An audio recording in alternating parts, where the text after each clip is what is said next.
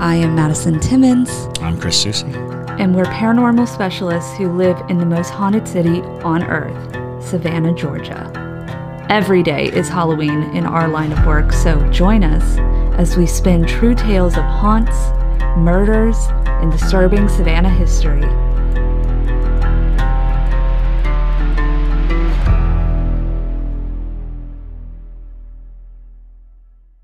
I'm Madison. I'm Chris. And welcome to the most haunted city on earth.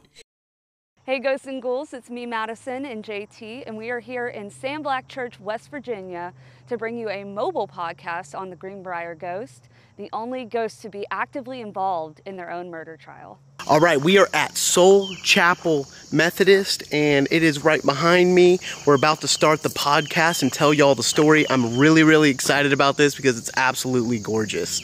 Let's go. All right, so as you can see, we have arrived at Zona's headstone. I'm very excited. I'm also very excited. Shout out to the church that takes care of these headstones, because they've done a phenomenal job of keeping this in excellent condition, considering that she died in the 1800s, and it looks so beautiful. Now, this might not be the original headstone, but you know, regardless, this was where she was buried. So, you know, a bunch of people have left her offerings. Yeah. Yeah, the witches of West Virginia, cool. You can tell have been here. Yeah, absolutely. And what's the church name? This is Soul Chapel Methodist Church. Cool. So, cool. Yeah. Cool. Well, it's beautiful. It's like quaint. It is. It's really very serene here, for sure. But let's go ahead and get into the story, which is why all of you are here. So, Zona here, she was born Zona Hester, and she ended up marrying a man named Edward Shue. His nickname was Trout. Hey, Trout. I'm like, girl, you should have known better to not marry a man named Trout. But but she was from Lewisburg, West Virginia, which is about 20 minutes away from where we are right now. Mm-hmm. And she married Trout, and she was only married to him for 3 months before the incident occurred. Wow. Yeah. He really got to it, huh? Uh-huh. Well, you'll hear some warning signs that may have piqued my interest. I know the basis of all this. Yeah. Madison told me just a little bit about the Greenbrier ghost, but I know none of the nitty-gritty details. Guts. Yeah. There's some twists and turns to this story. I'm lit. So hold on to your hats, I guess. But a little bit of the history. So a lot of the evidence that we get are accounts from the only man who was still alive to be interviewed about this particular incident long ago. And his name was Anderson Jones. So a lot of this information is going to be from the perspective of Anderson Jones, because he was heavily involved with this case. Gotcha. So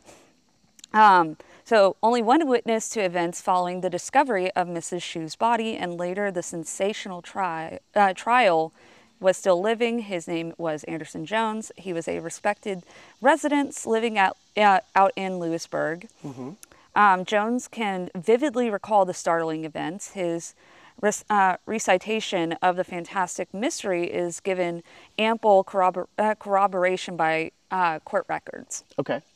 So Jones said that he was about 11 years old in November of 1896 when Shue married Miss Zona Hester of Meadow Bluff District at the Old Methodist Church in Livesay's Mill.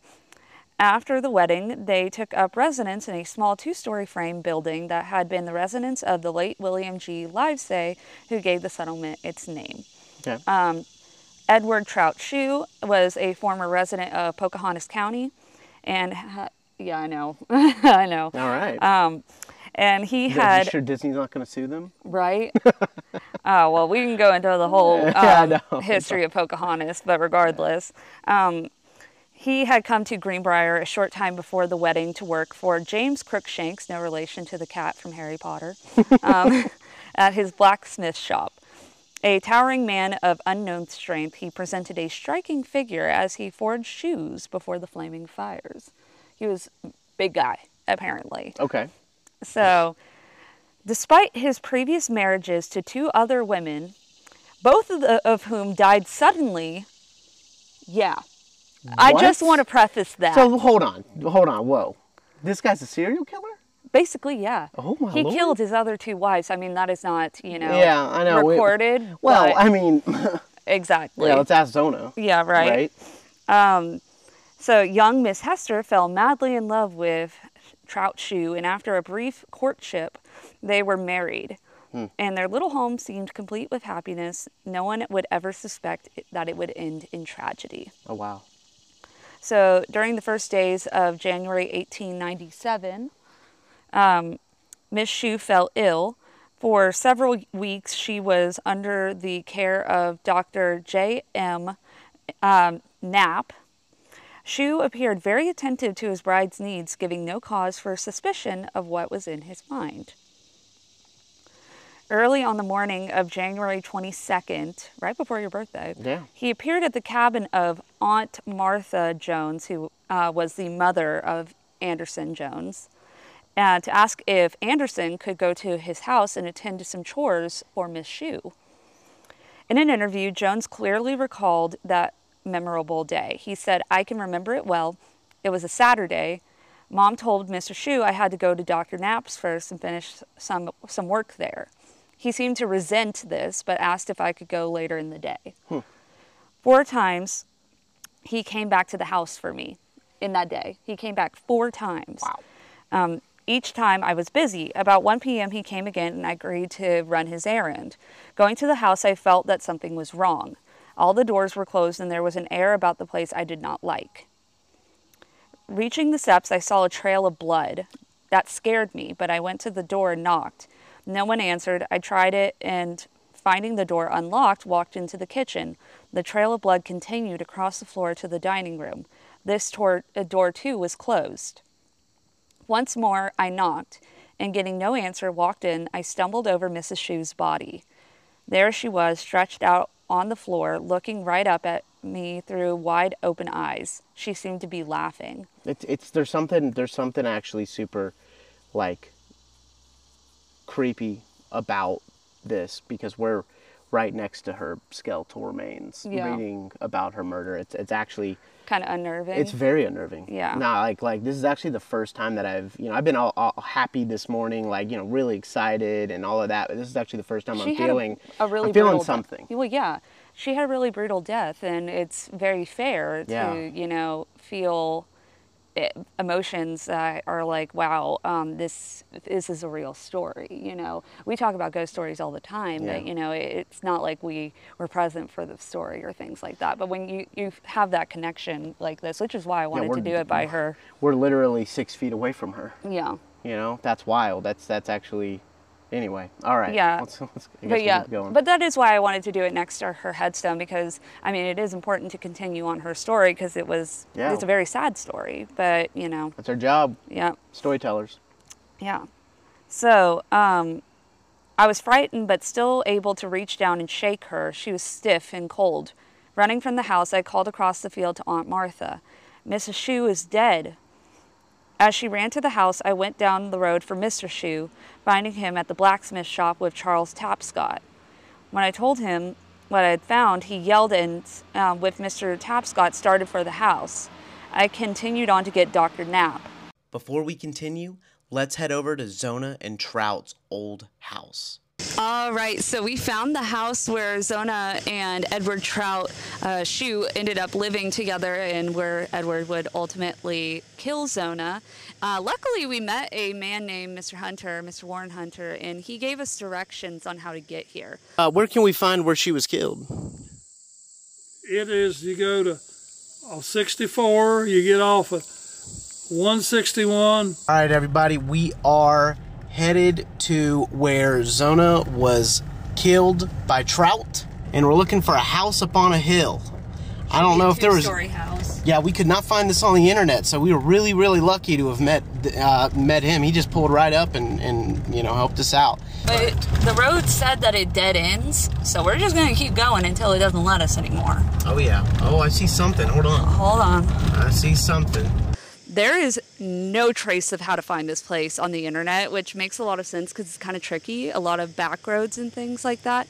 But the house is still here. It is still very beautiful. Whoever's living there really has kept it well intact, especially for a house from the 1800s. And now back to Zona's gravesite. When we reached the house, Shu had taken his wife from the floor, placed her on the bed, and held her head in his arms, crying for her to come back. Psychopath. Yes, absolutely. Anyways. That's what I was just about to say. Psychopath. This guy, no better than Mundy. But strangest of all, although no one thought of it at the time, he had dressed Mrs. Shu, placing one of those old-fashioned high, stiff collars around her neck and holding it in place with some kind of scarf. Okay. Definitely remember that detail, y'all, because it's going to come into play later on. Now, Dr. Knapp immediately started an investigation to determine if Mrs. Shu was still alive.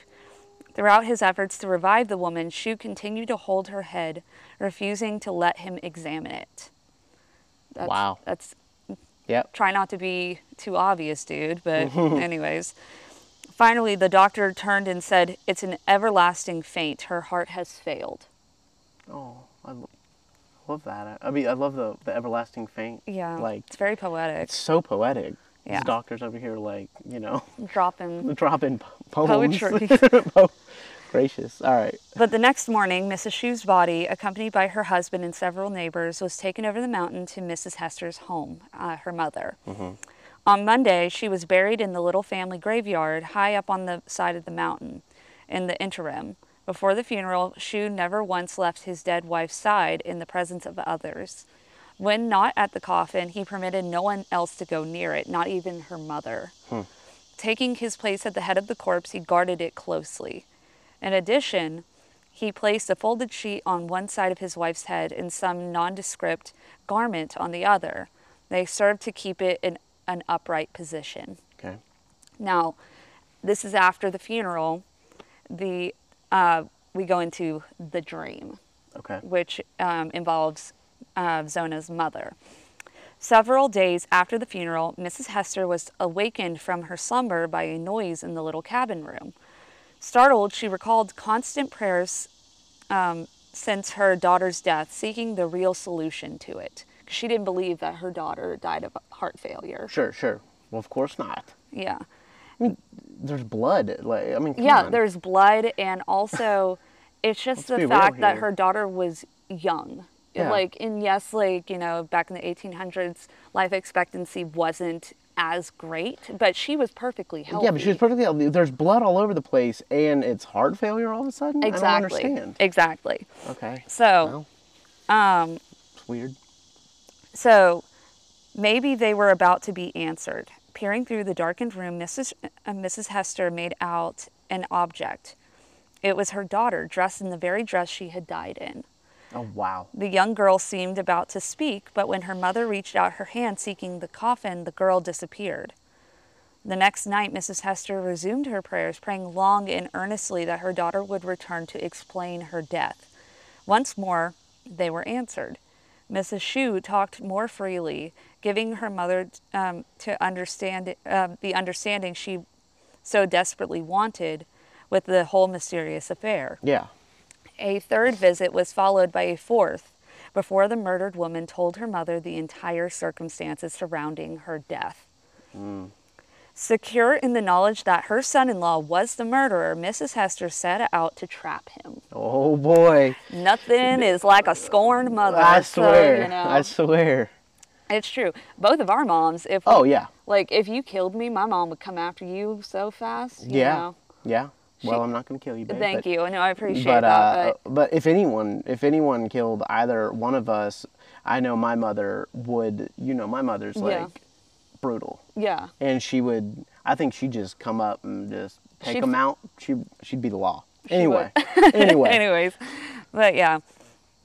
At first, it was not easy. Neighbors listened a little sadly to the unusual story, but merely shook their heads. Authorities offered little additional comfort. So now we start into the process of trying to figure out what happened. Okay. So several days later, Johnson Hester, a brother-in-law, Satisfied that the story had some foundation to it, went over the mountain to Livesay Mill to talk with Shue. Their conversation further aroused his suspicions. Then, after talking with Anderson Jones and others who had been present at the house when his niece's body was found, the uncle was convinced the girl was a victim of foul play. Together, Mr. Hester and his sister-in-law went to Lewisburg for a conference with prosecuting attorney John A. Preston, one of the most sought-after lawyers of his day. Preston already had heard of the weird story which had spread around the country like wildfire, but he gave little credence to it. Now, this girl's mother was before him, sincere in her efforts to trap a murderer, firm in the belief that what she had to tell was true.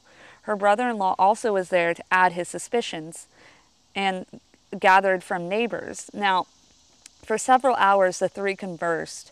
When they concluded the meeting, Attorney Preston started the wheels of justice, moving toward one of the strangest and most fantastic murder trials ever had. Ooh. Now, first he had questioned Dr. Knapp. That kindly old physician admitted his verdict of heart failure as the cause of Mrs. Shue's death could be wrong. He even said it himself. That He was like, Of course.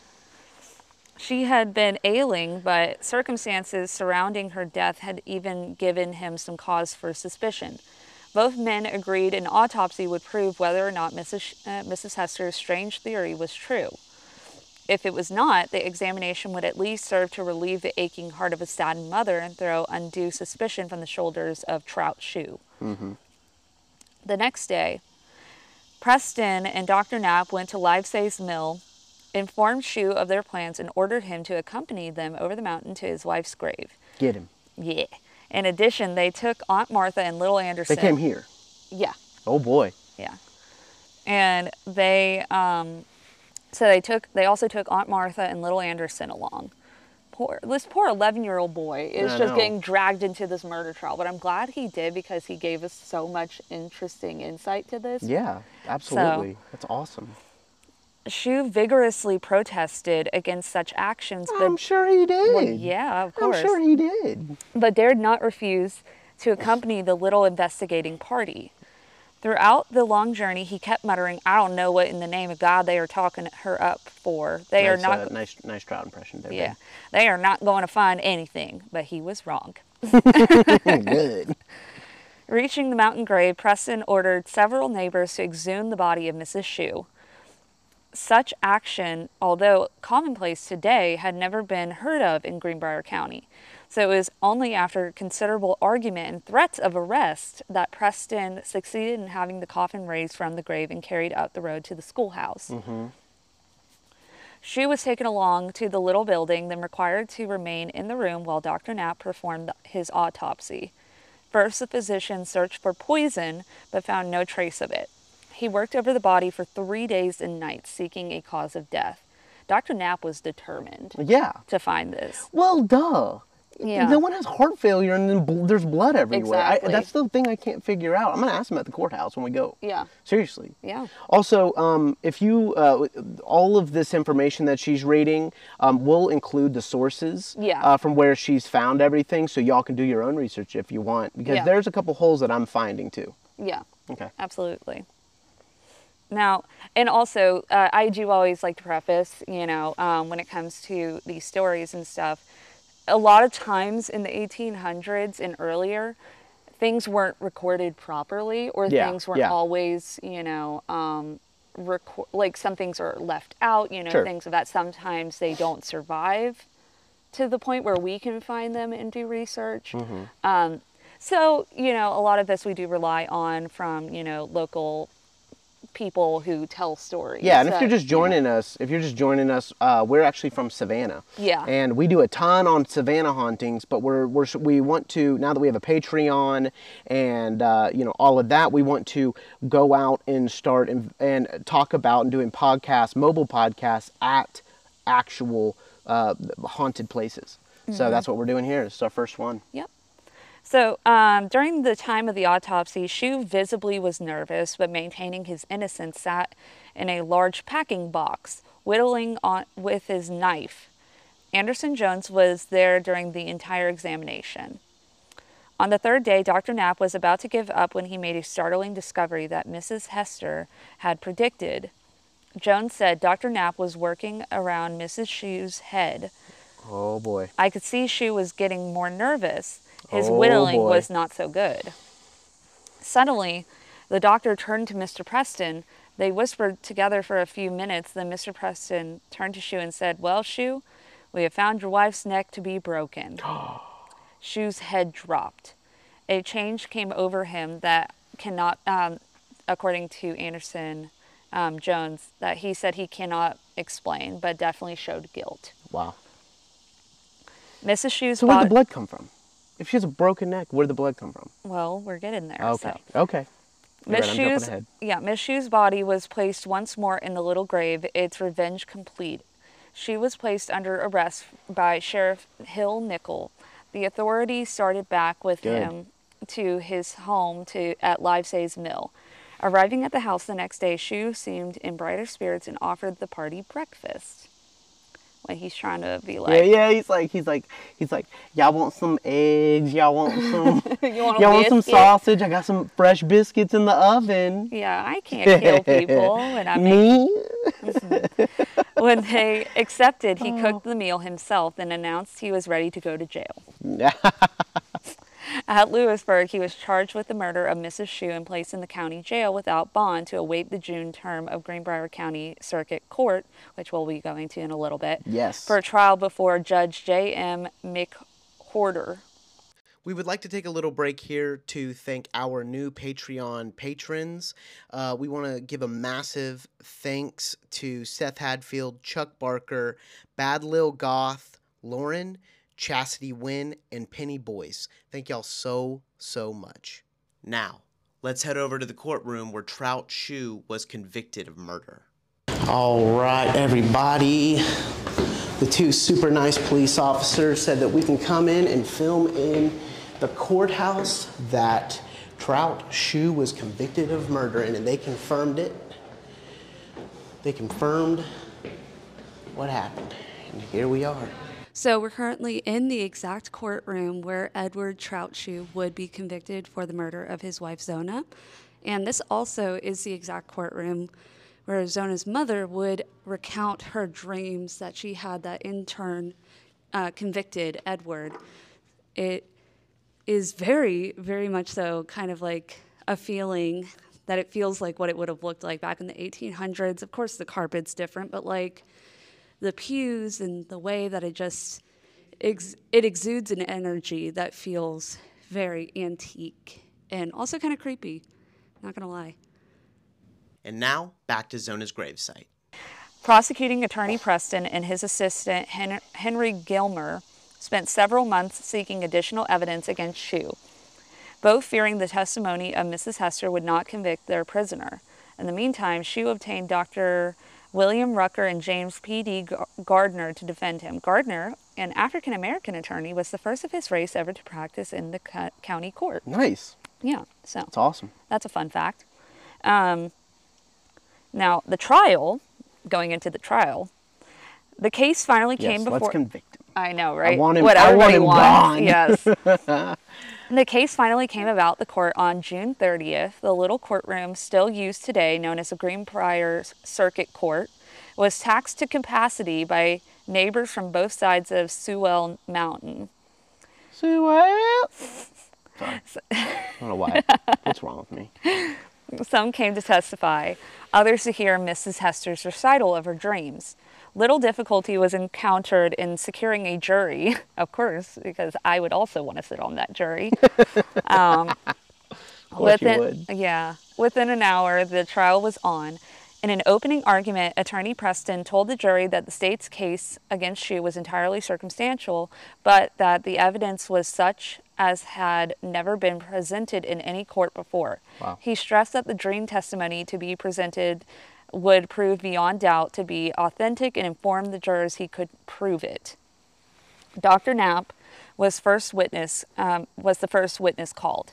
He told of conducting the post-mortem examination and finding Mrs. Shu's death had resulted from a broken neck, dislocated so perfectly that it escaped his observation for 3 days. Whoa. Yeah. So what? We're talking like Shu is like a smart guy? Yeah, apparently. Oh my God.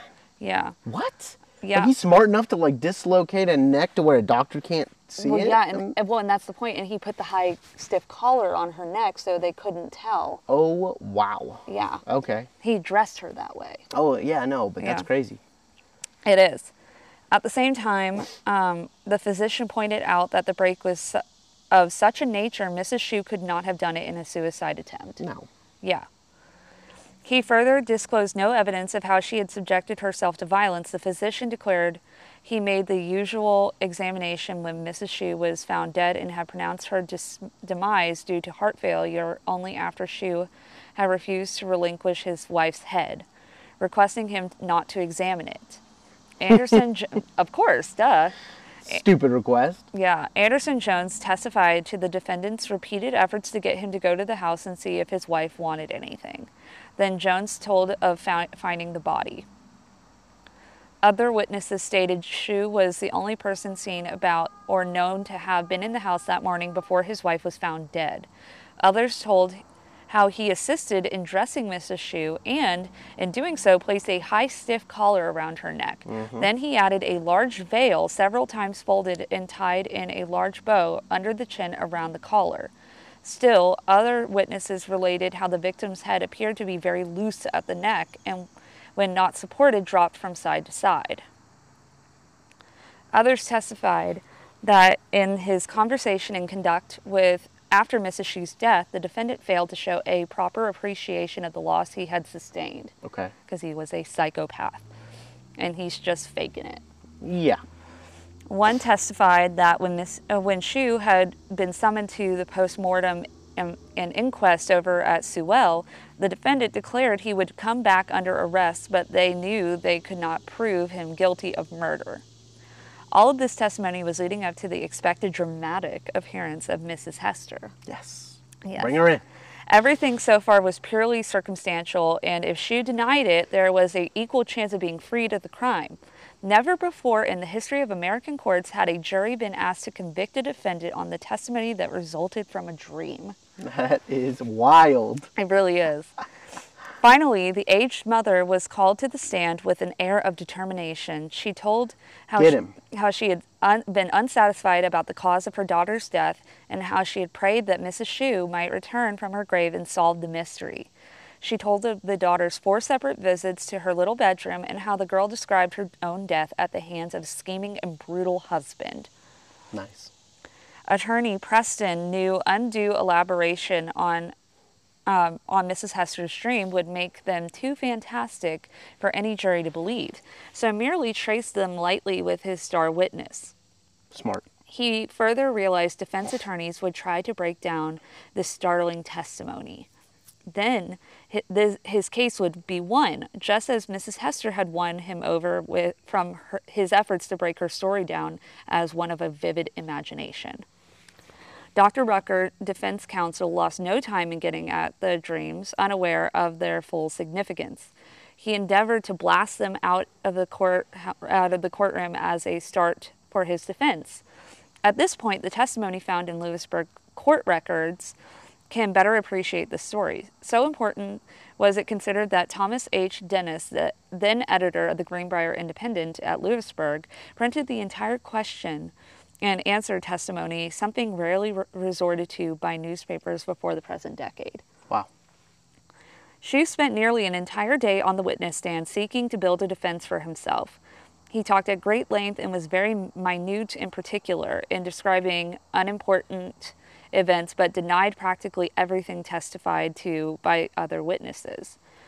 He entered a positive denial of the charge against him, terming the prosecution spite work. In closing, he vehemently protested his innocence, calling on God to witness. I can't say it enough. Psychopath. Yeah, absolutely. Yeah. Though, admitting he had served a term in the penitentiary, he declared he loved his late wife dearly and appealed to members of the jury to look into his eyes and then say if he was guilty. Whatever. But this man's testimony and his desperate efforts failed to sway the jury, but it made a most unfavorable impression. So great did the state's case appear against him that Mr. Dennis, editor of the Greenbrier Independent, wrote in his paper, "There is no middle ground for the jury to take. The verdict inevitably must be for murder in the first degree or an acquittal." After lengthy arguments of the evidence by counsel for both the state and the defendant, Shue's case was given to the jury. This body solemnly filed from the room to perform their duty, returning in an hour with a verdict of murder in the first degree, but recommending life imprisonment. After the verdict had been announced, Mr. Dennis again wrote in his paper, taking the verdict of the jury as ascertaining the truth, we must conclude that Shue deliberately broke his wife's neck, probably with his strong hands and with no other motive than to be rid of her so that he might get another one to more to his liking. That's the motive. That's what my number one question up to this point was. Why did he do it? Was there money involved? What did he believe that she cheated on him or something like that? No, it's solely because he is absolutely a bad man person. Just a monster. Yeah, I'm so sorry, Zona. Yeah, seriously. Jeez. But when it's the fact that his other two wives died. Yeah. Suddenly. He's cycling through. Yeah. For sure. And so the 12-man jury and many spectators in the courtroom did not see eye for eye in regards to a proper verdict. Many persons not connected with the trial expressing the opinion that the death penalty should have been imposed. Yes. And that's where we go into the aftermath after the trial. Oh, boy. Wait, hold on. You didn't tell me about the blood. You said we're getting there. Well, so that's the thing, is the blood was never discussed. What? So that makes me wonder if Anderson didn't add that as like a... Yeah. I'm asking at the courthouse. Or was she beaten of sorts? Because clearly he was a violent guy. That's probably way more... Yeah. You know, I at first, pictured a massive streak of blood, but maybe he's following like trickles. Yeah. That would make more sense. And I am going to ask at the courthouse if we find someone very knowledgeable about this and like a historian, and we interview them, which I'm going to ask to do. Yeah. That's like one of my questions. Yeah. So anyway, aftermath. Absolutely. So rumors of mob violence grew. Sentiment crystallized. On the Sunday following Shue's conviction, a small mob gathered at Meadow Bluff campgrounds to take the prisoner from his cell in the county jail and hang him. Yeah. Shue's fate, the mob decreed, should be the same he had judged and carried out for his innocent wife, death by a broken neck. Ooh. At 10 o'clock, they gathered at their rendezvous 8 miles from Lewisburg. One man, however, decided his neighbors were making a terrible mistake. Let them do it, honestly. No, but then they'll get... I guess. Convicted. He was George M. Hurrah. Hurrah. Hearing of the plan, Hurrah mounted his horse and hurried to the house of Sheriff Nickel at Meadow Bluff. Both men started for Lewisburg to protect the prisoner, but to reach there had to pass the campgrounds. Somebody in the mob recognized the sheriff as he sped down the road past the grounds on his horse. Several would-be lynchers gave chase. They captured the 2 men at the point of pistols. Sheriff Nickel drew his gun and was about to fire despite overwhelming odds when he recognized his assailant. Deciding to kill the gunman, even at the cost of his own life, the sheriff tried moral persuasion. Mob leaders went with him to the nearby home of D.A. Dwyer.